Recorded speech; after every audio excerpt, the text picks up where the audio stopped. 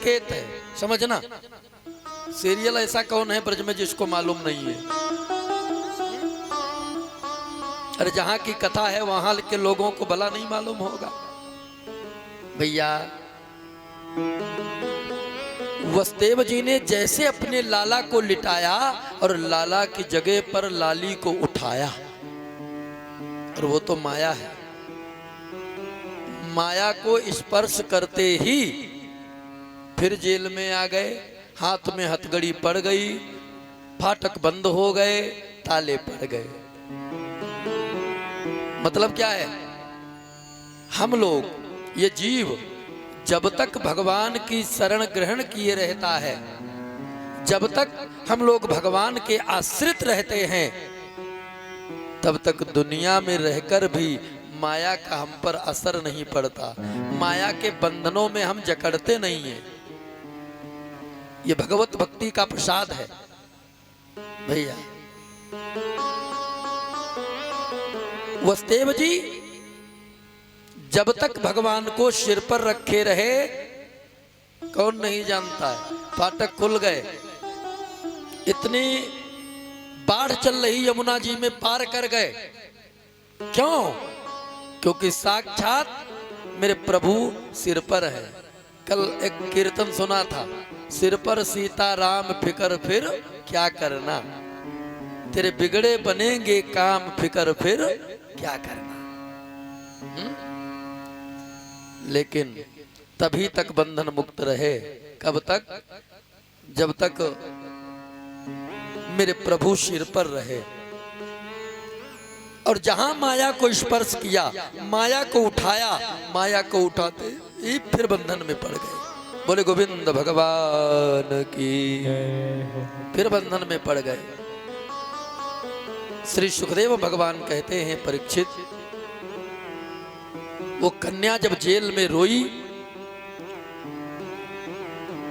आज कंस को पता लगा, स्वयं कंस आकर के और उस कन्या को ले करके और एक पत्थर की चट्टान पर पटकना चाहा, लेकिन भगवान की माया है, वो हाथों से छूट गई और अष्टभुजी रूप धारण किया। अष्टभुजी रूप धारण करके और कहा, किम मया हतया मंद जाता खलु तवांत कृत। रे मंद बुद्धि कंस, अरे तू मुझे क्या मारेगा? और तुम मुझे मारना चाहता है और मुझे मारकर समझता है कि मैं अपनी मृत्यु से बच जाऊंगा? अरे जिसने जन्म लिया है क्या वो बचा है कभी? सुन, तेरे काल का अवतार हो गया है, और सबसे बड़ी बात वो इसी 84 कोष के ब्रजमंडल में है। कंस कहता है बता दो कहां पर है। अरे का इतना बता दिया कम है क्या? अब ढूंढ सकता है तो ढूंढ ले, है इसी 84 कोष के ब्रजमंडल में। और जैसे इतना कहा, कंस ने कहा ठीक है, वो तो मैं ढूंढ ही लूंगा। भैया न मालूम कितने सैनिकों को बुलाया, और सैनिकों को बुला करके और कहा जाओ, आज से लगाकर 2-4 दिन के अंदर इस 84 कोष के अंदर जितने बालक भये हों, जाकर के मारो काटो, यमुना जी में बहा दो। अरे जो खतरा है कम से कम वो तो टल जाएगा। इस प्रकार सिपाहियों को भेज दिया, सैनिकों को भेज दिया। पूरे ब्रजमंडल में आज सैनिक इधर उधर घूमने लगे।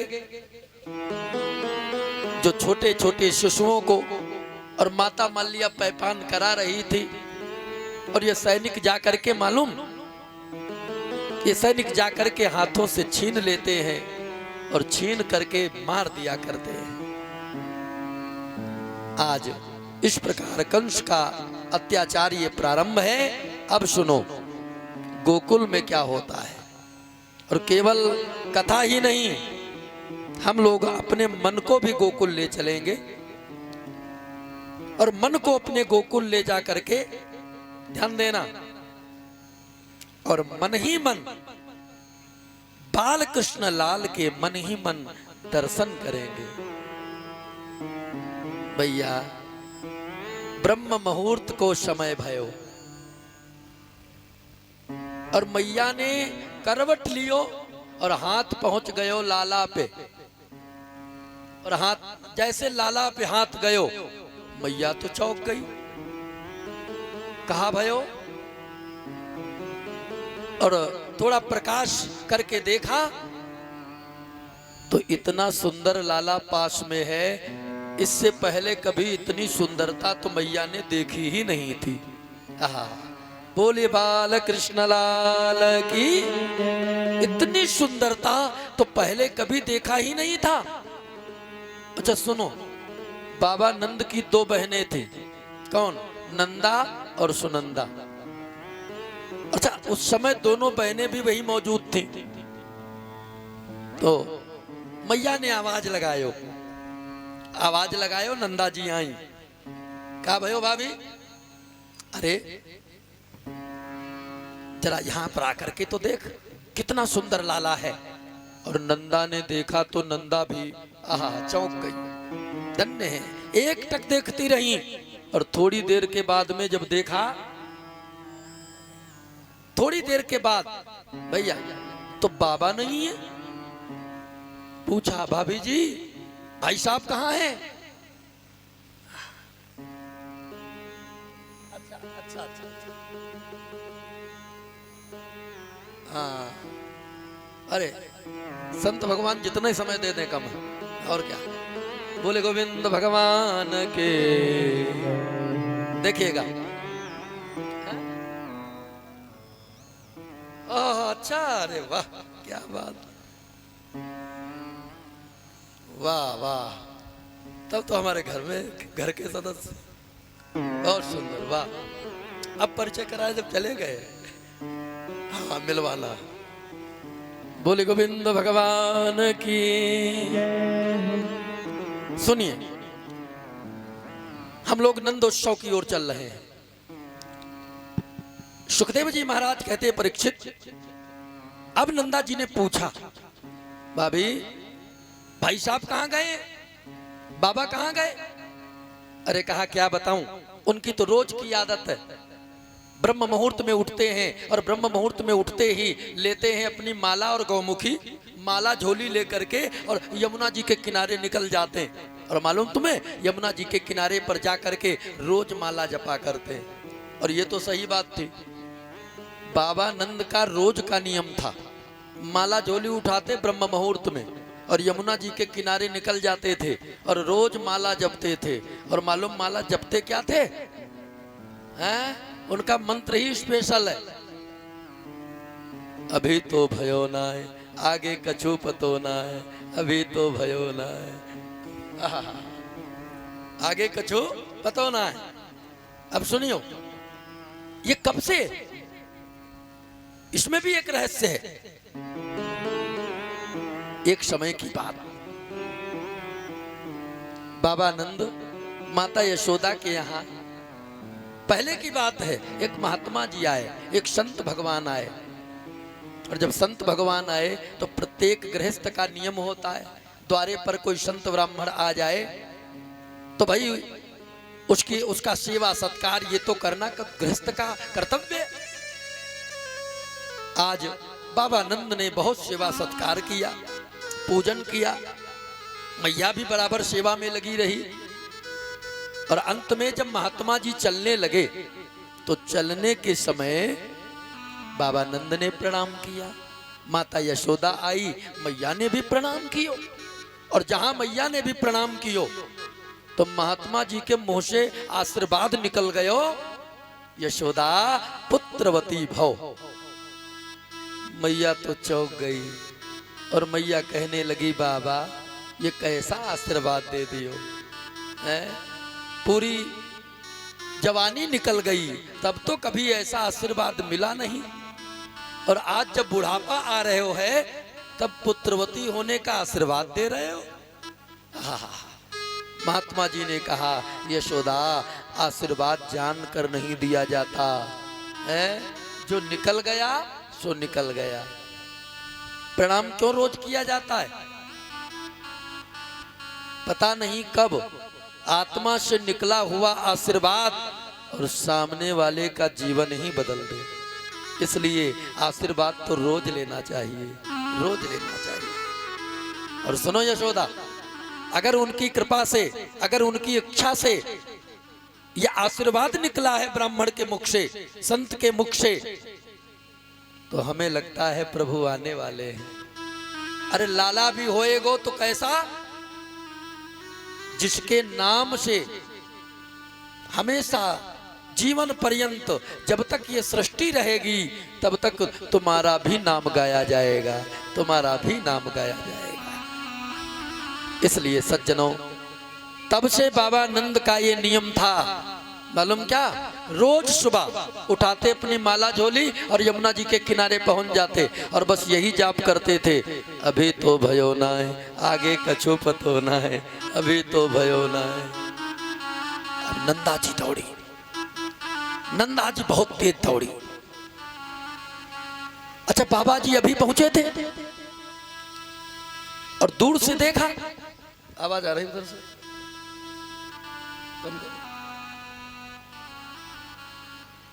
दूर से देखा नंदा जी आ रही दौड़ती हुई, तो बाबा ने सोचो कोई बात हो गई क्या? अब इधर से भैया बाबा नंद भी दौड़ पड़े, कोई बात हो गई। और उधर से नंदा जी आई, बाबा बोले क्या भयो बहना, क्या भयो? सोचा कोई बात हो गई होगी। नंदा जी हाँफ रही हैं और जब आराम कर लियो, हाँफती हुई बोली, हाँफती हुई बोली और कहा, क्या तुम्हें नहीं पता? अरे आज मैं वो खुशखबरी लाई हूं जिस खुशखबरी को सुनने के लिए तुम्हारे कान तरस रहे हैं, इतनी बड़ी खुशखबरी लाई हूं। बाबा नंद को चैन नहीं पड़ रहा है, धैर्य नहीं हो रहा है। बाबा नंद कहते, बहना फिर देर क्यों लगा रही हो, जल्दी बताओ ना, वो खुशखबरी आखिर है क्या, बताओ ना जल्दी। तब बताया, का सुनो, इतनी बड़ी खुशखबरी क्या मैं ऐसे ही बता दूं? का फिर देखो एक बात कहूं, चाहे बहन जी हो और चाहे बुआ जी हो, इनकी तो ऐसे समय में बनती है? बहना भाई से कितनी भी दूर रहती हो, बहना कितनी भी दूर हो, लेकिन जब भी अपने भैया के बारे में सोचेंगी, जब भी कभी अपने मायके के बारे में सोचेंगी, तो हमेशा शुभकामना करेंगी, हमेशा शुभकामना करेंगी। क्योंकि बहना का ये स्वभाव होता है, पुत्री का ये स्वभाव होता है। भैया बाबा नंद ने तुरंत क्या किया, अपने खजाने की क्वार्टर की चाबी दे दिया, लो बहना जितना चाहो उतना धन ले लेना, लेकिन मुझे वो खुशखबरी बता दो, आखिर वो खुशखबरी है क्या? तब बतायो, बाबा तुम्हारे घर लाला भयो है। कहा भयो है? लाला भयो है। और जहां सुनो कि मेरे घर लाला भयो है, 90 साल की डोकरा, 90 वर्ष के डोकरा, और जहां सुनो कि घर में लाला भयो है, तो लाला को सुनते ही मानो बुढ़ापा भूल गए हो। पहले तो बहुत तेज दौड़े, फिर सोचा नहीं नहीं नहीं नहीं, ऐसे नहीं जाऊंगा, क्योंकि जब इतना सुंदर लाला है और कहीं नजर लग गई तो क्या होगा, कहीं ढीठ लग गई तो क्या होगा। तो विचार किया क्या करूं, तो समझ में आया, हाँ यमुना में स्नान कर लूं, और स्नान करके पहले पूजा करवाऊंगा, उसके बाद लाला को देखूंगा। तो तुरंत वापस फिर मुड़े और गए, जाकर यमुना जी में स्नान कियो। किसी ने ला करके पीले पीले कपड़े पहना दिया, किसी ने ला के पगड़ी लगा दियो, किसी ने पान खिला दियो, किसी ने इत्र लगा दियो। बाबा बुढ़ापे में सज धज के तैयार हुए, और बुढ़ापे में सज धज के जब बाबा जैसे ही तैयार हुए, अब आए, और जैसे द्वारे पर आए, द्वारे पर आते ही देखा, अरे हमने तो आने में देर कर दिया, क्यों? क्योंकि यहाँ तो ग्वाल बाल गोपिकाएं पहले से सब नाच रहे हैं, उत्सव मन रहा है। तो बाबा ने सोचा मैं क्यों रह जाऊं। अब 90 वर्ष के डोकरा और सबको नाचते देखा, आ गए बाबा भी बीच में, तैयार तो हो ही गए थे, आ गए और एक हाथ रखा कमर पे और दूसरा हाथ रखो सिर पे और लगे छरकैया दे दे के नाचने। तो बाबा को नाचते जब 90 साल की अवस्था में देखा तो जितने नाच रहे थे ना वो सब बाबा ही को देखने लगे, सब हंसने लगे, वाह बाबा वाह, बुढ़ापे में ये कमाल। सब देख रहे हैं। तब तक बाबा नाच रहे हैं, सब देख रहे हैं और तब तक मालूम एक ग्वाल वो दही का एक मटका ऊपर सिर पर रखे लिए जा रहा है और देखा कि बाबा नाच रहे हैं तो जा रहा था, लेकिन बाबा को द्वारे पर नाचते देखा तो वो दही का मटका लेकर के आया पास में और आकर के और बाबा के ऊपर सारा दहिया उड़ेल दिया। लो अभी सज धज के बाबा आए थे नाचने और सारे कपड़े सन गए। बाबा ने क्या लाला ये क्या किया तूने? हैं? का बाबा आज कुछ मत कहना। का क्यों? का आज देखो लाला के जन्मोत्सव में आज तो जिसका जो मन करता है वो करता है। मेरा मन हुआ बाबा बुढ़ापे में इतना अच्छा नाचते हैं और बुढ़ापे में कहीं बाबा की नजर लग गई तो क्या होगा? हैं? तो हमारे मन में यही भाया, उसको मैंने कर दिया। सब और हंसने लगे कि नंद जुग्वालन आ पकड़े, कहीं लोगन नाचन को भी बसाए,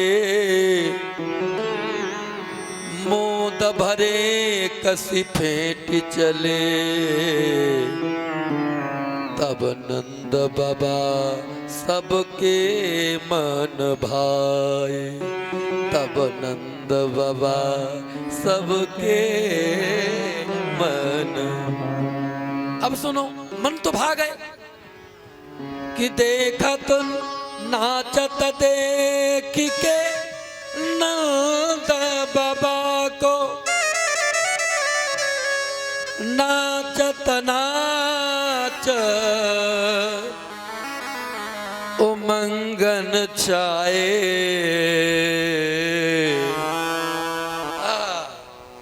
पर काहू नला दधिनंद के ऊपर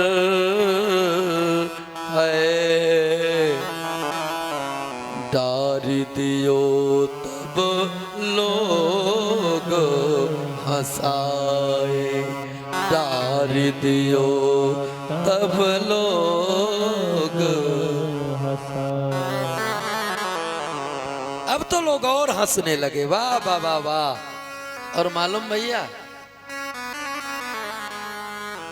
ब्रज में दूध दही की तो कमी नहीं होती है।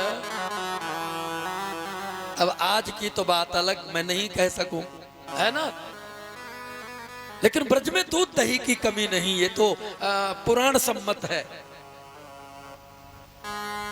और संतों के भाव क्या कहने। और जैसे पुराण की कथा जैसे एक प्रमाण मानी जाती है, वैसे संत का भैया संत का वचन भी सनातनियों के लिए किसी प्रमाण से कम बोलो है क्या? नहीं मानना चाहिए।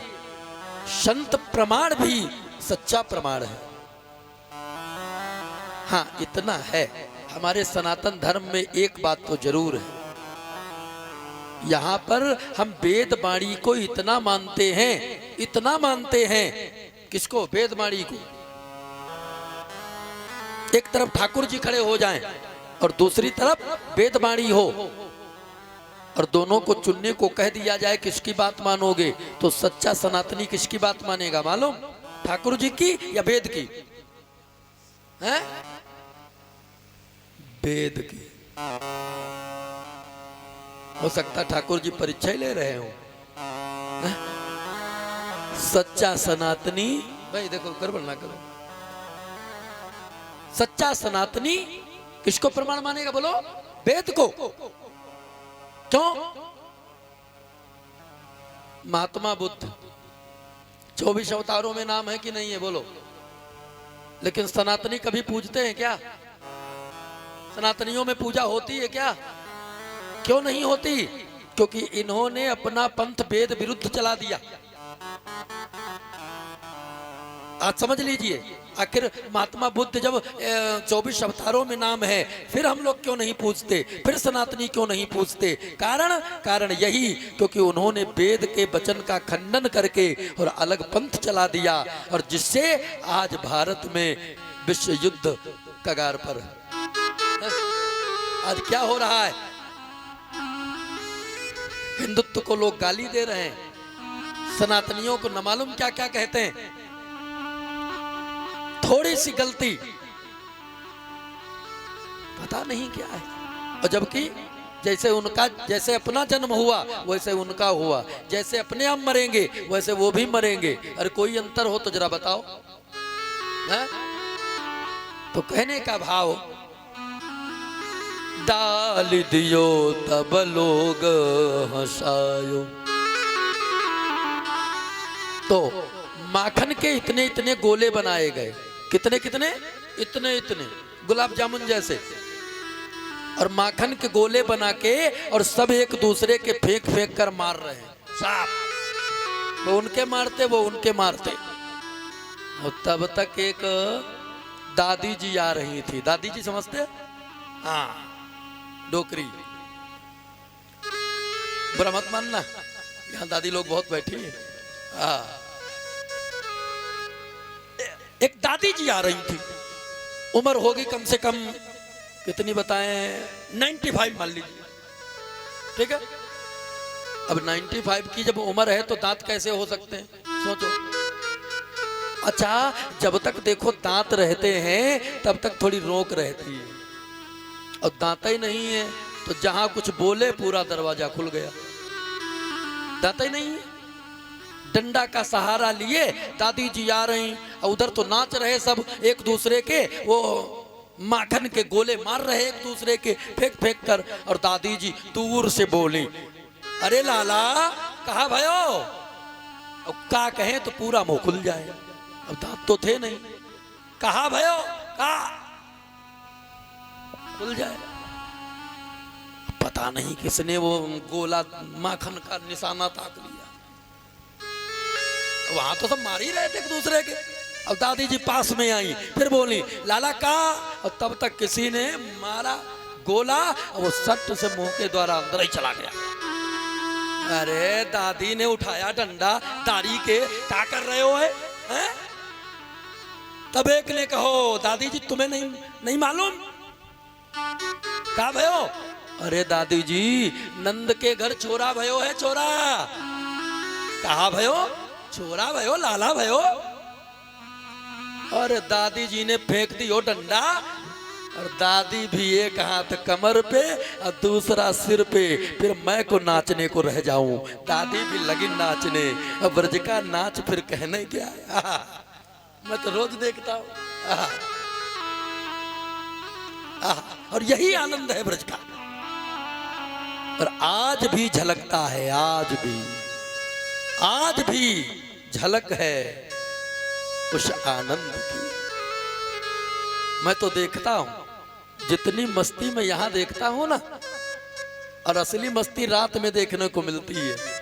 कथा में तो कम हो रही है, पहले ऐसा नहीं था, पहले कथा में भी था। ऐसा तो गोविंद की लीलाएं हो और ब्रजवासी ना हो, इनको ज्ञान नहीं चाहिए।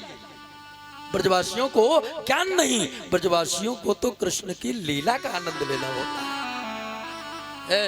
अब उनकी लीला चल रही हो, और कृष्ण ये तो ब्रजवासियों के प्राण है, प्राण।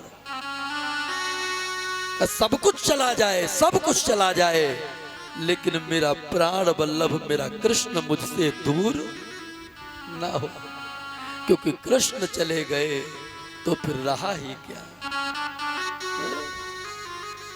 धन्य है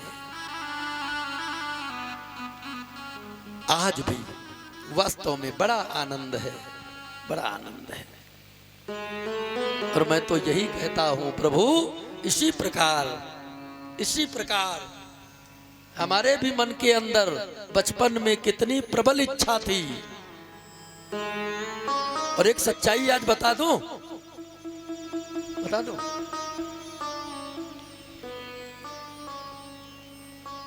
इस ब्रज में सबसे पहले अगर मैं आया हूं तो इस देवपुरा में आया था, छोटा सा था सबसे पहले। पढ़ने भी बाद में आया हूं, वृंदावन में आश्रम में तो बाद में आया हूं, लेकिन सबसे पहले मैं देवपुरा में आया इस ब्रज के अंदर। ये सौभाग्य देखो। और तब तो मैं खेलता था गलियों में, लेकिन आज कृपा देखो बिहारी जी की। कहा लाला कभी खेलने आए थे और आज मेरी लीला गाने चलो। बोले गोविंद भगवान की। आज ये दास लीला गा रहा है, कथा गा रहा है। आज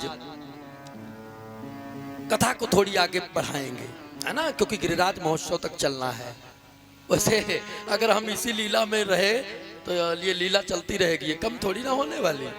अरे बड़े बड़े विद्वानों ने पार नहीं पाया, हम तो कुछ भी नहीं है। हम क्या सुना सकते हैं, लेकिन जितनी लीला उनकी मिल जाए बस उनकी कृपा मानकर ग्रहण कर लो, आनंद आ जाएगा।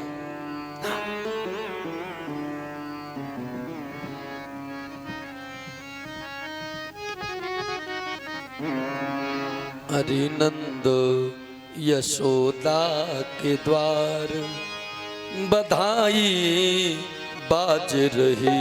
हाँ जी नंद यशोदा के द्वार बधाई बाज रही। आ आ आ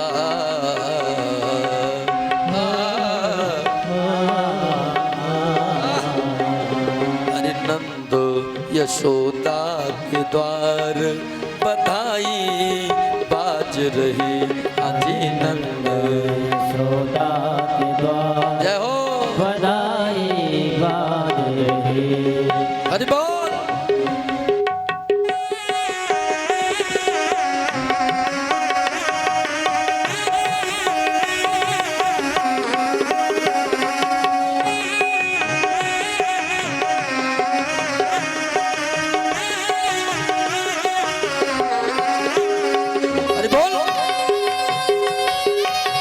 थोड़ी मस्ती ले लो 2 मिनट। हरि बोल।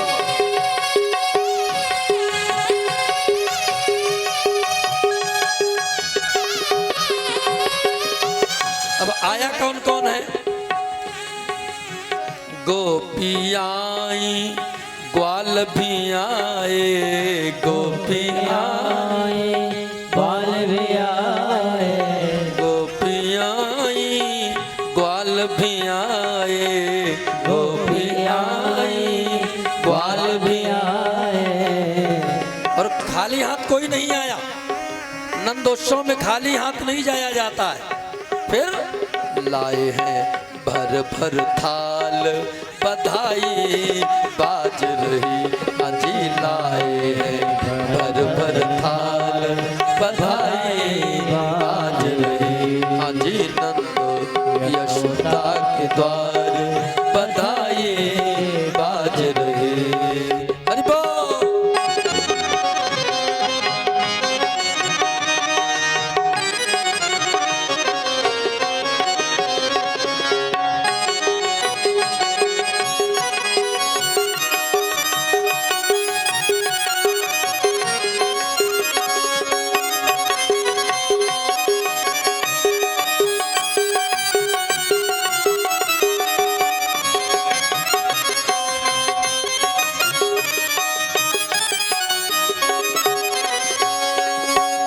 देखिए कुर्ता टोपी गोपी लाई, कुर्ता टोपी गोपी लाई, कुर्ता टोपी गोपी लाई, कुर्ता टोपी गोपी लाई।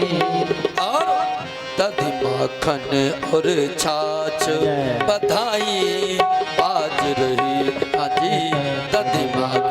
और छाछ बधाई बाज रही। हाँ जी नंद यशोदा के द्वार बधाई बाज रही। हरि बोल।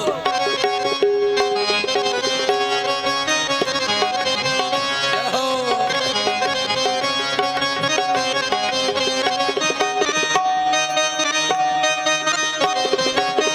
हरि बोल।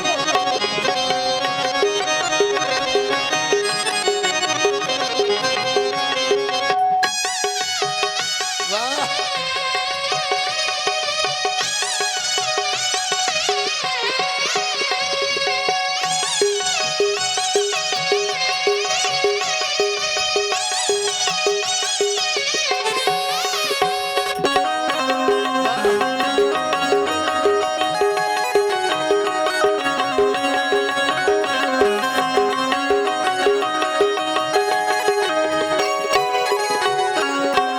और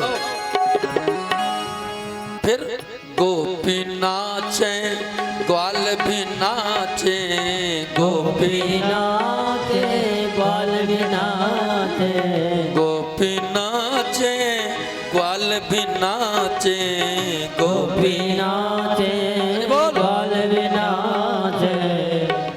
और उत्सव वाले दिन नाचो है सब संसार बधाए बाज रही। आज नाचो है सब संसार बधाए बाज रही। आज नंद यशोदा के द्वार बधाए बाज रही। आज नंद यशोदा के द्वार बधाए बाज रही। बधाए बाज रही। बधाए बाज रही। बधाए बाज रही। हरि नंद यशोदा के द्वार आज बधाई बाज रही। बोलिए नंद के लाला की जय। गोकुल धाम की जय। अब देखिए ब्राह्मण लोग आए। चलो अब आज ऐसे काम चला।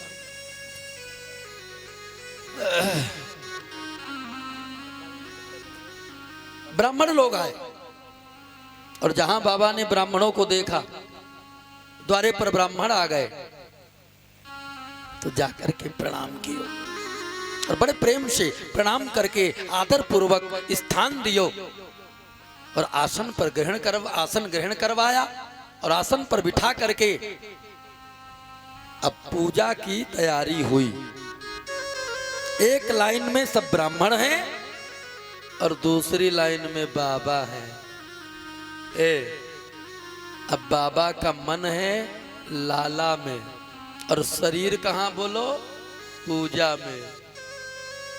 अच्छा, बिना मन के कोई पूजा हो सकती है क्या? बिना मन शरीर क्या कर सकता है? अब तो मन ही नहीं है। जब मन नहीं तो ब्राह्मण बोले कहा बाबा, हाँ ब्राह्मण देवता, बाबा लो अच्छा चढ़ाओ। अब मन हो तब तो अच्छा चढ़ाए। ब्राह्मणों ने कहा बाबा अच्छा चढ़ाओ और बाबा ने लई थोड़ी सी शक्कर चढ़ा दिया। लो ब्राह्मण, अरे बाबा हम कहते अच्छा चढ़ाओ, तुम शक्कर चढ़ा रहे हो। क्षमा करना महाराज, क्षमा करना, इस समय मेरा मन यहाँ नहीं। आप समझते होंगे? हाँ हाँ हम लोग समझ गए। अच्छा सुनो, अगर तुम्हारा मन नहीं है तो फिर पूजा भी करने से क्या लाभ? एक काम करो, क्या तुम्हारा जहां मन है तुम वहां जाओ और तुम्हारी जगह पर पूजा हम लोग किए दे रहे हैं। कारयामास विधवत पितृ देवार्चनम तथा पितृदेवार्चनम।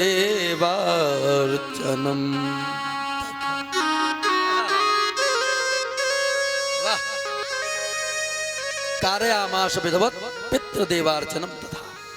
विधिवत पूजा पाठ हुआ और पूजा पाठ करके अब सुनो, उत्सव हो रहा है, सब खुशी मना रहे हैं। और तब तक बाबा नंद को एक याद आ गई, अरे हम लोग उत्सव में ऐसे खो गए, हम लोग उत्सव में ऐसे भूल गए, ये भी भूल गए कि आज तो वो दिन है, आज के दिन राजा कंस के यहाँ हम लोग कर जमा करने जाते हैं। और राजा कंस के यहाँ मथुरा में अगर समय से कर नहीं पहुंचा तो राजा कंस हम लोगों को रहने नहीं देगा। तो कुछ समझदार गोप को बुलाया, समझदार ग्वाल बालों को बुलाया और कहा, भैया गोपान गोकुल रक्षायाम निरूप्य मथुराम गता, निरूप्य मथुराम गता। भैया एक काम करो, क्या हम मथुरा जा रहे हैं, गोपान गोकुल रक्षायाम, गोकुल और गोपाल की रक्षा का दायित्व तुम लोगों पर छोड़कर और हम मथुरा जा रहे हैं। चिंता ना करना, जल्दी आ जाऊंगा, लेकिन जब तक मैं न आऊं तब तक थोड़ा सावधानी से ध्यान रखना, बाहर से जो लोग आ रहे हैं उनका भी ध्यान रखना, क्योंकि अतिथियों का सत्कार करना ये प्रथम कर्तव्य है। इतना कहकर बाबा चले गए। और सुनो, कंस के यहाँ जाकर के कर जमा किया और कर जमा करके वापस लौटे ही थे और तब तक किसी ने बता दियो वसुदेव से कि तुम्हारे बचपन के मित्र नंद जी मथुरा में आए हैं। नंद जी और वसुदेव जी में ऐसी वैसी मित्रता नहीं थी, हाँ इनकी मित्रता तो एक मिसाल थी। वाकई में कैसी, देखिएगा, मित्रता या तो करो मत, और करो तो निभाने की क्षमता होनी चाहिए। तो आजकल के बड़े लोग होशियार, अब तो मित्र बनाना ही बंद कर दिया। अब मित्र नहीं बनाते, अब क्या बनाते, फ्रेंड। क्या बनाते, फ्रेंड। काहे, क्योंकि मित्र बनाओगे तो मित्रता निभाएगा, और फ्रेंड बनाओगे तो जरा भी चूक गए तो फ्रॉड कर जाएगा। लो हो गया फ्रॉड। मित्र कैसा होना चाहिए,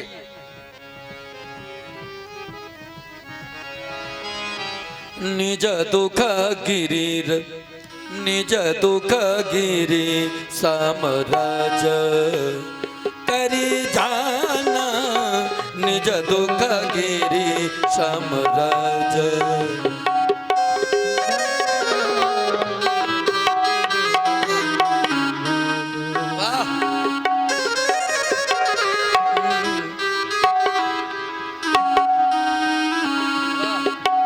मित्रा का दुख रज मेरो समाना, मित्रा मेरो समाना, निज दुख गिरी समरज करि जाना, निज दुख गिरी जाना।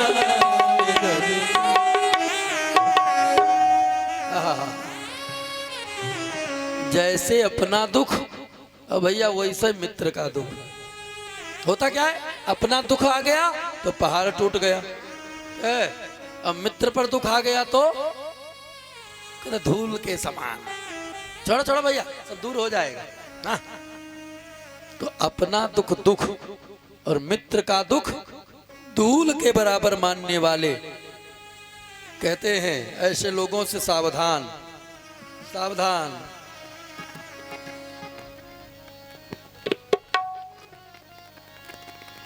जिन मित्र दुख होई दुखारी, जिन मित्र दुख होई, जिन मित्र दुख होई दुखारी, जिन मित्र दुख होई दुखारी, जिन मित्र दुख होई, मित्र दुख होई, जिन मित्र दुख होई दुखारी, जिन मित्र दुख होई दुखारी, तिन्हि बिलोकत पातक भारी, तिन्हि बिलोकत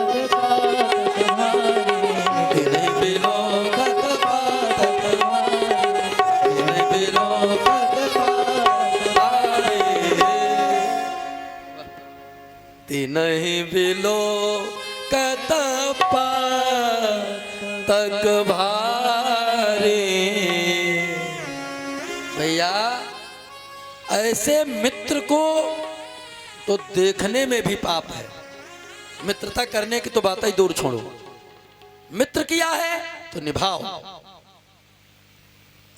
इनकी मित्रता एक मिसाल है। और जहां दोनों लोग मिले तो दोनों लोगों की आंखों से आंसू आ गए। नंद जी वसुदेव जी आंखों में आंसू आ गए। क्यों? बचपन के मित्र जब बड़े होने पर मिलते हैं ना तो उनका मिलन ही कुछ अलग होता है। नंद जी बोले, अहो ते देवकी पुत्रो, अहो ते देवकी पुत्रः कंसेन बहवो हता, कंसेन बहवो हता। अहो ते देवकी पुत्रः, हे वसुदेव जी मैंने तो सुना है, सुना क्या दुनिया जानती है, देवकी के द्वारा जितने बालक हुए पापी कंस ने सबको मार दिया। क्या करूं, कष्ट तो सबको हुआ, लेकिन कौन कंस के खिलाफ खड़ा हो सकता है, किसमें इतनी क्षमता है। और आंसू पोंछने लगे। तब वसुदेव जी आंसू पोंछते हुए बोले, भाई साहब अब जो हुआ सो हुआ, उसे क्या दोहराना, उसे क्या याद करना। एक बात बताओ, इस समय जो तुम्हारा लाला है वो कैसा है, आपका लाला कैसा है। और जहां इतना कहा ना तो नंद जी तो तुरंत आंसू पोंछ कर प्रसन्न हो गए। और ये कहते कहते वसुदेव जी की आंखें नम हो गई। नंद जी कहने लगे, अरे वो तो बहुत अच्छो है, और जब से भयो है ना तब से बराबर उत्सव हो रहा है, सब बड़े प्रसन्न हैं, बहुत सब खुश हैं। और काफी देर वार्ता भाई, काफी देर, और वार्ता करते करते करते करते और अचानक वसुदेव जी गंभीर हो गए और कहा, भाई मेरा मन करता है आप जल्दी गोकुल चले जाओ। का क्यों? का पता नहीं क्यों ऐसा लगता है गोकुल में कोई घटना घटने वाली है, इसलिए तुम जल्दी चले जाओ, गोकुल चले जाओ। वसुदेव जी के इतना कहने पर नंद जी बोले, वसुदेव एक बात बता, तू संग ही मेरे बचपन में रहा, संग ही पढ़ा लिखा, लेकिन तू ये बाद में ये ज्योतिष विद्या तूने कब सीख ली? का क्यों? अरे का इतने आराम से हम लोग बात कर रहे थे और बात करते करते एकदम बता रहा गोकुल में कोई घटना घटने वाली है, तुझे कैसे मालूम हो गए हो? अगर ज्योतिष विद्या नहीं है तो कैसे पता लगा? वसुदेव ने कहा, नहीं नहीं, पता नहीं क्यों मेरा मन करता है आप जल्दी चले जाओ। तब नंद जी वहां से चले हैं और वो सही कह रहे थे, गोकुल में घटना घटने वाली है। कौन घटना? ब्रज में नारी पूतना आई, नारी पूतना आई, नारी पूतना आई। ये पूतना क्या है क्या पूतना? वैसे एक बात ध्यान देना, भगवान को मारने का विचार लेकर चलिए, स्तनों में जहर लगाया है और इसको ये नहीं मालूम क्या पूतना है मायावती और मेरे गोविंद है मायापति। तो मायावती की क्या औकात जो मायापति को मार दे? मार सकती है कौन? पूतना। पूतना का अर्थ क्या है? बहुत कहते महाराज पूतना का अर्थ जिसके पूत नहीं। अरे ये कोई अर्थ है? पूत का मतलब अगर व्याकरण दृष्टि से देखा जाए तो पूत का मतलब पवित्र, ना माने नहीं, पवित्र नहीं, पूतना है कौन? का पूर्व जन्म में राजा बलि की पुत्री, नाम था रत्नमाला। 52 भगवान जब गए हैं ना तो उनकी पत्नी विंध्यावली, पत्नी का नाम विंध्यावली और पुत्री रत्नमाला दोनों वहीं पर मौजूद थी। और बावन भगवान के सौंदर्य को देख करके आहा, मन में वात्सल्य भाव आ गया, पुत्र भाव आ गया। हे प्रभु, अगर ये बावन ऋषि अगर मेरा पुत्र बन जाए, अगर मैं पैपान कराऊं तो कितना अच्छा रहेगा। और वही बावन भगवान 3 कदम पृथ्वी का संकल्प करवा के, और सुनो, जब तीनों लोगों को नाप लिया तब इनके मन में शत्रु भाव आ गया। ये तो मेरे पिता का बैरी है।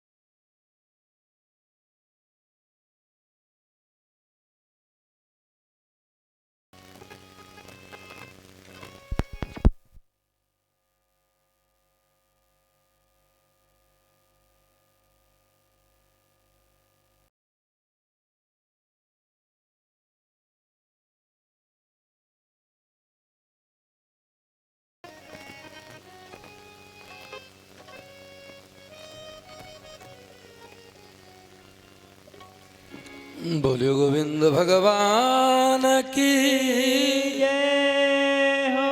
बोले सदगुरुदेव भगवान की जय हो। अपने अपने माता पिता की जय हो। आइए, क्या कह रहे थे अभी हम? पूतनालोक बालघ्री राक्षसी रुधिरासना, राक्षसी रुधिरासना। भैया, तो पहले रत्नमाला के अंदर वात्सल्य भाव और बाद में शत्रु भाव, और आज दोनों भाव हैं इसके अंदर। क्या पैपान कराएगी, ये माता का भाव है, लेकिन लगा हुआ जहर पिलाने का भाव ये शत्रु भाव है। गई भैया, और जा करके गोकुल में और द्वार से आवाज लगाई, अरे मैया, ए मैया, मैंने सुनो है तुम्हारे घर लाला भयो है। और मैया क्या कहूं, अभी तक समय ही नहीं मिला, मैं तुम्हारे लाला को देखने नहीं आ पाई। आज बहुत समय निकाल कर तुम्हारे लाला को देखे हुए आई हूं। तो मैया को लगा हो सकता है कोई ग्वालन रह गई हो, बाहर गई हो, आज आई हो, चलो है तो अपनी ग्वालन ही है, तो अपनी सखी ही, तो अंदर से ही बोल दिया, अंदर से बोल दिया, आ जाओ। अरे तो द्वार पर खड़ी खड़ी क्यों चिल्ला रही है? अरे जब द्वार पर आ गई तो अंदर आ जाओ। और जैसे कहा अंदर आ जाओ, तब ये चली, तो ध्यान देना यहां पर चली, लेकिन यहां भी इसका डबल भाव। भगवान कहते हैं ऐसे लोगों से बहुत होशियार रहो, क्योंकि ऐसे लोग जब हमारे नहीं हुए तो तुम्हारे क्या होंगे। डबल भाव कैसा? अब यहां से, अरे मैया तेरो लाला बहुत अच्छो बनो रहे, भगवान की कृपा से भयो है, बहुत अच्छो बनो रहे। और यहां से मौका मिले जहर पिला के मार दो, मौका मिल जाए। भगवान को निरमल मन जन सो मोहि पावा। बंद है? अरे कहाँ गए भैया, तबला बंद करके चले गए। निरमल मन जन सो मोहि पावा,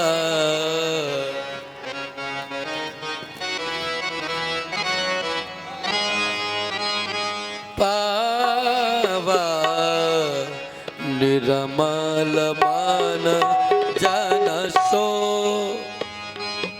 मोहि पावा निर्मल मान जन मोहि कपट छल छिद्र न भावा मोहि कपट छिद्र न भावा निरमल मन जन सो मोहि पावा निरमल मन जन सो मोहि पावा निर्मल मन जन सो मोहि पावा मोहि कपट छल छिद्र न भावा। और इसके अंदर कपट भी छल भी, और भगवान को यहां से प्यार जता रही और यहां से मारने का प्रयास कर रही। लो, अब उनसे कौन छुपा सकता है? दुनिया वालों से छुपा सकते हैं, दुनिया वालों से झूठ बोल सकते हैं, लेकिन उनसे कौन छुपा सकता है? अब ये गई, मैया चाहती थी, मैया चाहती थी कोई ग्वालन आ जाए, लाला को थोड़ी देर रोक ले, तब तक घर का सारा काम हो जाए। अकेली थी ना, खुश हो गई मैया, चलो चलो भगवान ने सुन लियो, लगता भेज दियो किसी ग्वालन को। और मालूम, मैया ने अपनी गोदी से लाला को लियो और पूतना की गोदी में ग्वालन समझ के दे दियो। और जैसे दियो, आज पूतना तो ये चाहती थी कि किसी प्रकार लाला मेरी गोदी में आ जाए, और ऐसा ही हुआ। मैया ने कहा ग्वालन आई हो, समय तो होगा ही। हाँ हाँ मैया, खूब समय है। कहा तो फिर ठीक है, थोड़ा घर का काम अभी रह गया है, वो मैं काम कर लूं और अभी आ रही हूं, तब तक तुम लाला को रोके रही हो। ठीक है। अब पूतना ने देखा इधर उधर कोई नहीं, और किसी को नहीं देखा तो अपना स्तन निकाला, निकाल के भगवान के मुख में डाल दिया। अब ध्यान से सुनना, बहुत सरल भाषा में सुनाने का प्रयास कर रहा हूं। भैया, जैसे स्तन मुख में डाला और भगवान ने पूतना की ओर देखा, और देखते ही भगवान ने आंखों को बंद कर लिया। क्या पैपान करने के समय नेत्र बंद करना जरूरी है? और अगर जरूरी नहीं है तो भगवान ने आखिर क्या शिक्षा दे दिया? क्यों? भगवान की प्रत्येक लीला में कोई ना कोई शिक्षा छुपी है।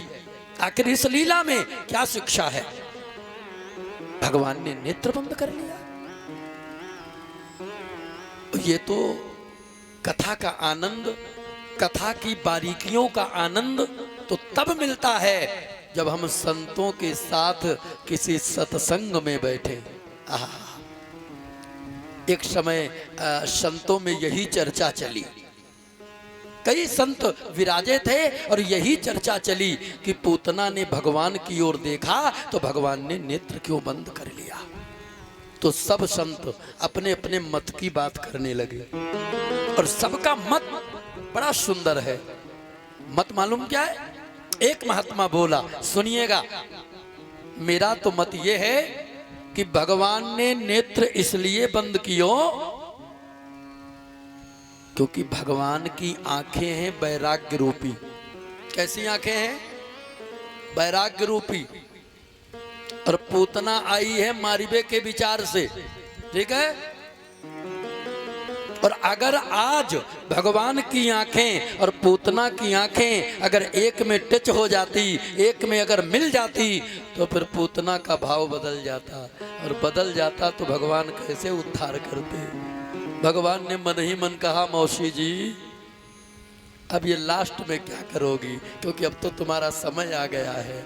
नेत्र बंद कर लिया। दूसरे महात्मा ने कहा रुको रुको, अब मेरा भी एक मत है। अब दूसरे महात्मा ने अपना मत प्रकट किया। मैं कुछ मत बता रहा हूं, जो सटीक लगे वही रख लो। दूसरे महात्मा ने कहा मेरा मत है कि भगवान ने नेत्र इसलिए बंद किया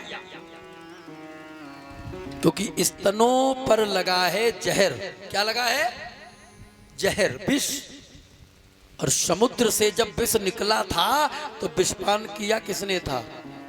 भोले बाबा ने। तभी तो वो नीलकंठ है ना।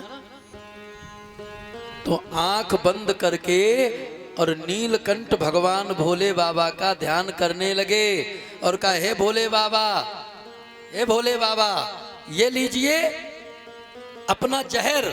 और हमें क्या, हमें तो आगे चल के माखन चोर कहलाना ही। बोले माखन चोर भगवान की। हमें क्या, लेकिन ऊपर जो जहर लगा है ये तो आप ले जाओ, क्योंकि ये तो आपका विषय है, मेरा नहीं है। मेरा तो दही वाला विषय है, माखन वाला। तीसरे महात्मा ने कहा सुनो, अब मैं भी कहूंगा। तो तीसरे महात्मा ने अपनी बात कही, कहा सुनो मैं तुम्हें बताऊं। अपने मत की बात तीसरे महात्मा ने कहा देखो भगवान ने नेत्र इसलिए बंद किया क्योंकि भगवान ने मानव समाज को शिक्षा दिया है। एक ने कहा इसमें क्या शिक्षा दे दिया? आंख बंद करके शिक्षा दिया? क्या शिक्षा दिया? का इसमें तो ये शिक्षा दिया है कि दृष्टि उसी पर डालो जो दृष्टि के पात्र हो, कुपात्र पे कभी दृष्टि मत डालो। क्यों? पाप प्रवेश करने के सबसे बड़े दो मार्ग हैं। कौन? आंख और कान। आंखों से गंदा फोटो देखोगे, गंदी मूवी देखोगे, मन गंदा हो जाएगा। कानों से गंदी बातें सुनोगे, गंदे गाने सुनोगे, मन गंदा हो जाएगा। करें क्या? आंखों से देखना है तो मेरे ठाकुर जी को देखो, है? कानों से सुनना है तो भगवान की सुंदर कथा सुनो, ठाकुर जी के सुंदर कीर्तन सुनो। इससे अच्छा और जीवन में क्या हो सकता है? एक बार बोलिए राधे राधे। राधे राधे। थोड़ा जोर बोले, और एक बार बोल दे। ठाकुर जी को देखो, ऐसा भाव बना लो, ऐसे चिंतन की आदत डाल लो कि जरा भी आंखें पलके झपकी, मानो ठाकुर जी आ गए नजर में। ये चिंतन का प्रभाव है। जब हम चिंतन अपना बनाएंगे तभी ये हो सकता है। रोज ठाकुर जी के सामने घर में तो ले आए, खाली अगरबत्ती दो बत्ती उतारने के लिए लाए हो क्या? घर के सभी सदस्य आपस में बैठकर बात कर लेते हैं, तो फिर 24 घंटे में एक बार ठाकुर जी के लिए हम 5 मिनट 10 मिनट क्यों नहीं निकालते? क्यों नहीं उनसे बात करते? खाली दो बत्ती दिखा दिया, हो गया काम। झूठ मूठ कह दिया जाए जगदीश हरे तन मन धन सब तेरा, क्या लागे मेरा। झूठ, साफ झूठ।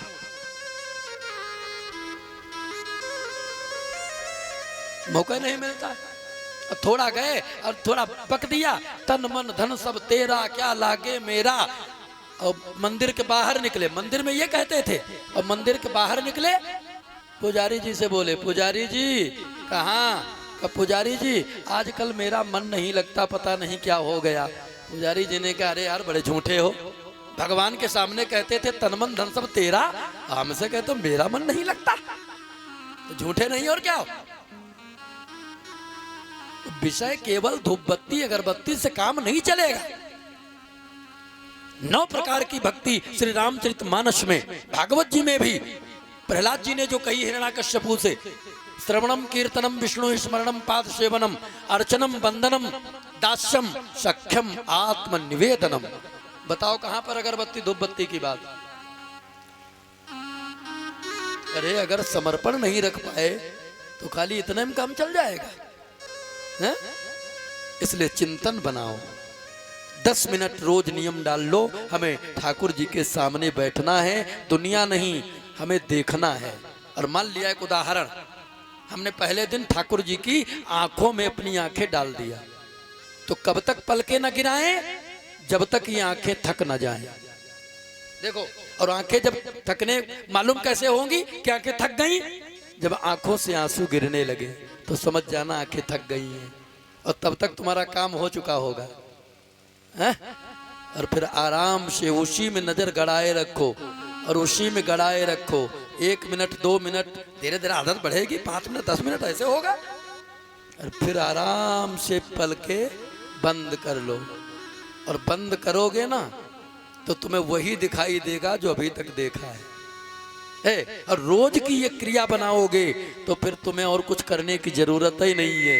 जब नेत्र बंद किया ठाकुर जी सामने है, जब नेत्र बंद किया ठाकुर जी बोलो। और ये शिक्षा केवल कृष्ण ने नहीं, राम जी ने भी दिया है।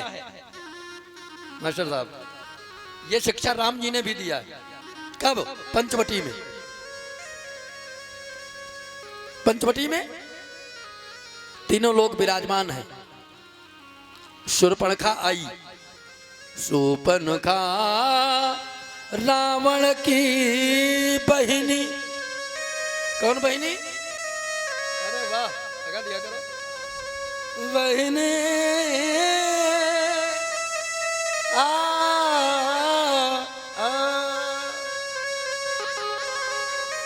भैया, शूर्पणखा। शूर्पणखा है क्या? इसका साधारण, अरे वैसे अर्थ कुछ भी हो, लेकिन समाज पर अगर उतारना है तो इसका साधारण अर्थ, पहले एक शूर्पणखा थी, पहले एक शूर्पणखा थी, इतिहास में नाम आ गया। और अब तो न मालूम कितनी शूर्पणखा घूम रही है, न मालूम कितनी। और शूर्पणखा कथा में थोड़ी ना आती, उनको कथा से जुकाम हो जाता, कैसे आएंगे? अब भैया कथई में आ जाए तो शूर्पणखा ही ताड़का कहेगी, फिर वो सीता सावित्री अनुसुईया ना बन जाए। शूर्पणखा, शूर्पणखा कौन? का जिसके सूप जैसे बड़े बड़े नाखून हो। शूर्पणखा, शूर्पणखा। एक ने कहा महाराज जी आपको क्या मालूम, ये मॉडल जमाना है, मॉडल। मैंने कहा वाह भाई, बताओ। शूर्पणखा और ताड़का बनने से ही मॉडल माना जाता आजकल। अगर शूर्पणखा ताड़का न बनो तो मॉडल नहीं माना जाता। वारे दुनिया, वारे संस्कार। जबकि हमारे भारत में, सनातन में इनको देवियों का दर्जा दिया गया है। देवी कहा जाता है, माता कहा जाता है। और इन्होंने अपनाया क्या? शूर्पणखा वाला वेश, ताड़का वाला वेश। उचित है? अरे कहां तक कहूं? देहात में फिर भी ठीक है, और शहरों में देख लो। अब कहीं नाखून अगर कहीं गलती से टूट गया और कहीं पार्टी वार्टी में जाना है तो क्या करेंगे मालूम? उतना ही बढ़ा के जाएंगी, नहीं ऐसे तो फिर प्लास्टिक का मंगा के लगा कर जाएंगी नाखून लेके। बोले गोविंद भगवान की। तुम्हारे संस्कार बताओ, ये हालत है आजकल। अच्छा, शूर्पणखा आई, रुचिर रूप धारण किया, राम जी को सौंदर्य को देखकर मोहित हो गई और भगवान के पास आई और नजाकत में बोली, बड़ी नजाकत में, अजी आप इधर देखो। तो भगवान ने देखा नहीं, पूछा श्रीमती जी आप कौन हैं? अब कहा मैं लंका के राजा रावण की बहन हूं, मेरा नाम है शूर्पणखा, और जहां आप लोग बैठे हो ना ये सारा आधिपत्य मेरा ही है। अच्छा अच्छा, तो फिर यहां क्या करने आई हो? यहां इसलिए आई हूं, वैसे तो दुनिया में हजारों राजकुमारों ने मेरे साथ विवाह करना चाहा, लेकिन हमारे जोड़ का कोई मिला ही नहीं, मैंने सबको नापास कर दिया। हाँ, लेकिन तुम सम पुरुष नमो सम नारी।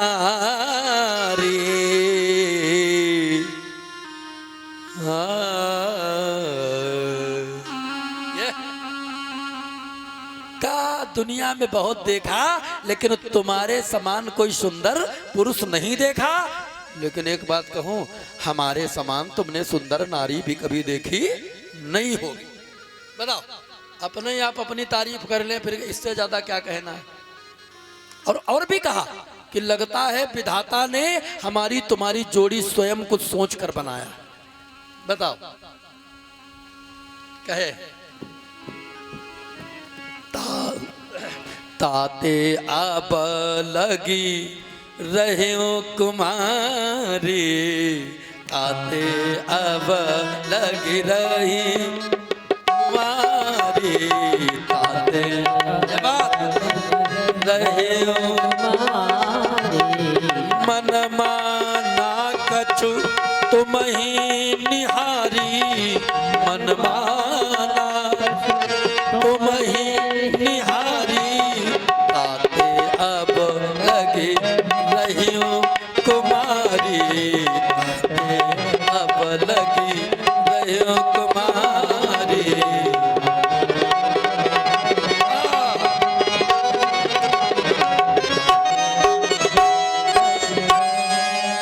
इसीलिए अभी तक कुमारी रही हो, लेकिन मन माना कछु। आज तुमको देखकर ये मालूम हो गया कि हाँ हमारा तुम्हारा जोड़ है, तभी अभी तक मैं कुमारी रही। अब देखो, हमको ये कथा नहीं बढ़ाना आगे, हम तो केवल संकेत देने गए। अब ये कहना है,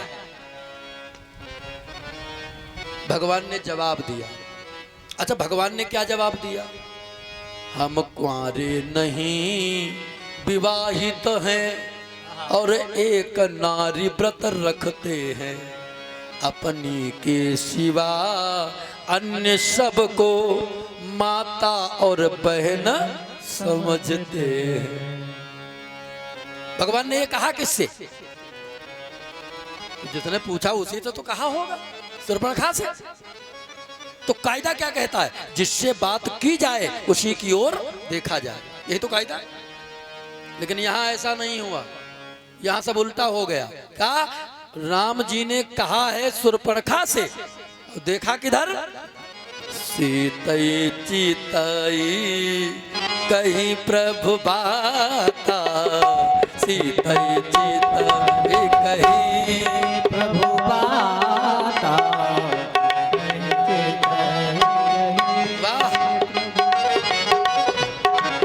हाई कुमार मोर लघु भ्राता, आई मोर लघु भ्राता, सीतई चितई कहीं प्रभु बाता, सीतई चितई कहीं बाता, सीतई चितई।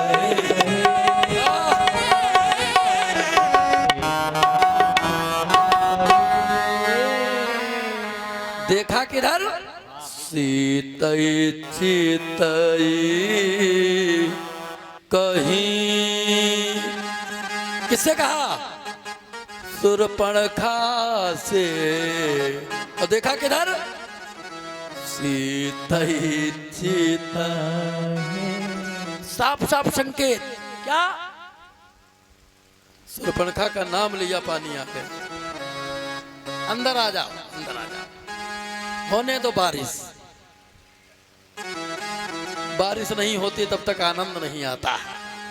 अब बरसात की कथा में बारिश ना हो, फिर बरसात महीने बेकार। ये मैटी उठा लो, नहीं तो भीग जाएगी। बोले गोविंद भगवान की जय हो। तो राम जी ने भी यही शिक्षा दिया। क्या? सीतई चितई कही प्रभु बाता, मतलब दृष्टि उसी पर डालो जो दृष्टि के पात्र हो, कुपात्र पे कभी दृष्टि बोलो मत डालो। अब इधर सुनो, जल्दी कथा बढ़ाता हूं आगे। फिर क्या बताऊं, फिर मैं खो गया। हमको तो कोई पास में याद दिलाने वाला बैठना चाहिए। महाराज आगे बढ़ो, लेट हो रहे क्यों? क्योंकि आनंद आता है तो आनंद के हिलोरे में बहना तो पड़ ही जाता है। इसीलिए वक्ताओं को सावधान किया गया है कि प्रेम के हिलोरे में इतना न बह जाओ कि आगे का मार्ग अवरुद्ध हो जाए। लेकिन भक्ति के मार्ग पर चलोगे, परवाह नहीं, जो कुछ होगा देखा जाएगा। तुम्हें अपना बना बैठे, अब जो होगा देखा जाएगा, तुम्हें अपना बना बैठे जो होगा देखा जाएगा। लगन उनसे बिहारी जी से, लगन उनसे लगा बैठे जो होगा देखा जाएगा। अरे बोल उनसे लगा बैठे जो होगा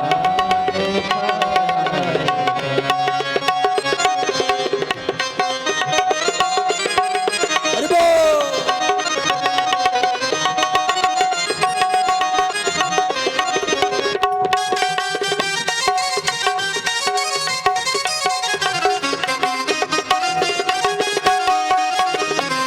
जय हो।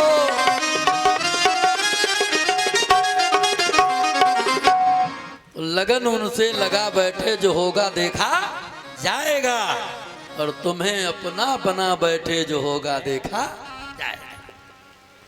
क्या फर्क पड़ता है? पहला घूंट खींचा, पूतना को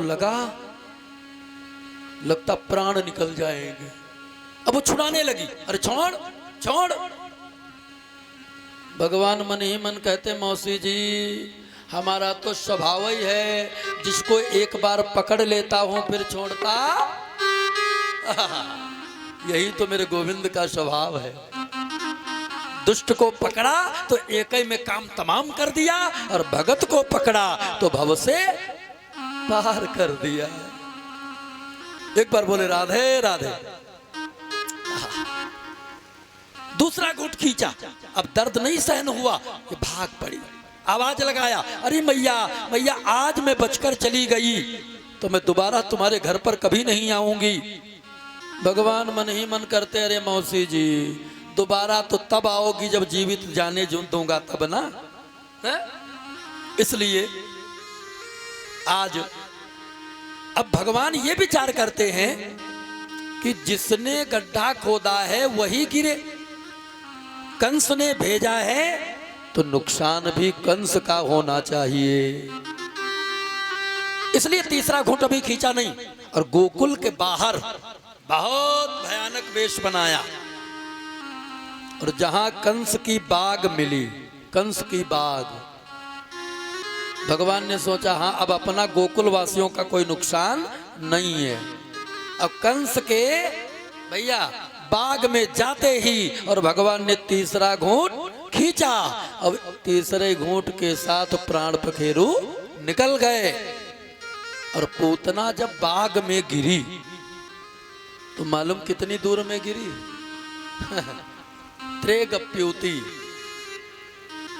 एक गप्युति होती है 2 कोस की, एक गप्युति 2 कोस। पूतना कितनी दूर में गिरी तो सुन लो, एक गप्युति 2 कोस की और 2 तियां 6, मतलब 18 किलोमीटर में पूतना गिरी।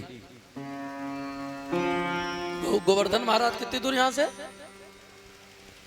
कितनी है 13, तो और आगे निकल गई। कितने बता दें, अरे छाता मान लो और क्या। तो अब जरा सोचो, जिसकी लंबाई इतनी होगी तो चौड़ाई भी तो वैसे ही होगी। अब बाग में जब गिरी है तो जिस पेड़ पर गिर गई वो पेड़ का रह गया है? मतलब व्यवस्था अपने ही आप सारी कर लिया। बोले गोविंद भगवान की। अच्छा, गांव में एक पेड़ गिर जाए पूरा गांव जान जाता है, और जहां 18 किलोमीटर में कोई चीज गिरे, कहना ही क्या है, ठा का शब्द बहुत तेज हुआ, सब दौड़ पड़े चारों तरफ के लोग, भाई क्या हुआ क्या हुआ। अब दूर से सब देख रहे हैं, दूर से, पास में कोई नहीं जा रहे हो है, क्यों? वो पहाड़ जैसी पड़ी है, हैं? और मान लिया कहीं न मरी हो, हम लोग पड़ोस पहुंच जाएं, अब ये तो लेगी करवट, और इसके करवट में अपना तो काम हो जाए। अब पास कोई नहीं जा रहे हो, लेकिन धन्य है मैया, धन्य है, माँ की ममता ही निराली है। मैया दौड़ती हुई आई, और किसी न किसी प्रकार से लाला को आज ऊपर से उतार करके और तुरंत वहां रुकी नहीं, गौशाला में गई और गौशाला में जा करके आज गौ माता की पूंछ उतारती हैं। और भैया बहुत दिव्य यहाँ पर भागवत जी में जो मंत्र हैं, इनका नाम है बाल रक्षा कवच। ध्यान देना, बाल रक्षा कवच का यंत्र भी होता है, बाल रक्षा कवच का यंत्र भी होता है। और बालक के वो यंत्र, अगर वो यंत्र जब से शुद्ध हुआ है, अगर बना करके और बालक के अगर धारण करवा दिया जाए तो बलाय बाधा की तो बातें ही छोड़ो, दूर ही रहेगा। ठीक है। और बाल रक्षा कवच तो बालक की बुद्धि में भी विकास करता है। भगवान कृष्ण की हमेशा कृपा रहती है। अच्छा सुनो, छोड़ो मंत्र, मंत्र तुम्हें न याद हो कोई बात नहीं। माता यशोदा एक काम और करती थी। क्या करती थी मालूम? पहले गाय के गोबर से स्नान कराती, फिर गौमूत्र, भारतीय देसी गौ माता है। लेकिन अब कहो कि गोबर मूत्र से स्नान करा के बस छोड़ दिया करती थी, नहीं नहीं, ध्यान दो पर ये क्रिया कैसी है। तो गोबर, गौमूत्र, फिर दही जैसे अभिषेक होता है, फिर शुद्ध जल, इस प्रकार से आज भी बालक के कैसे भी ढीठ हो, तुम गौमूत्र और गोबर से उसको स्नान करवा दीजिए। स्पर्श करते ही बलाई बाधा तो न मालूम कहां चली जाएगी। बोले गोविंद भगवान की। और 7-5 बार अगर पूंछ उतार दिया तब भी कल्याण। लेकिन तुम्हारी अगर सीधी सादी गौ माता हो तभी पूंछ उतारना। ठीक है। बोले गोविंद भगवान की। हाँ, थोड़ा और आगे बढ़ाते हैं, पढ़ाते तो बार बार है लेकिन रुक जाते हैं। बोले गोविंद भगवान की, सदगुरुदेव भगवान की। अच्छा, कहा अब इसका अंतिम संस्कार कैसे किया जाए? क्यों? छोटा सब हो, बात समझ में आती है। और 18 किलोमीटर का शव हो भैया, 18। और गिरिराज पूजन है, चिंता ना करो, बारिश तो आज होगी। गिरिराज पूजन में हमेशा बारिश होती है, कथा कहीं भी हो, ये नियम होता है। बोले गोविंद भगवान की। और ये भगवान परीक्षा लेते हैं कि बारिश में कौन कौन भक्त आए हैं और कौन देखकर भाग जाएंगे। हमको भी नहीं भागना है। बोले सदगुरुदेव भगवान की। तो अब लकड़ी की तो कमी नहीं है ना? लकड़ी तो खूब है।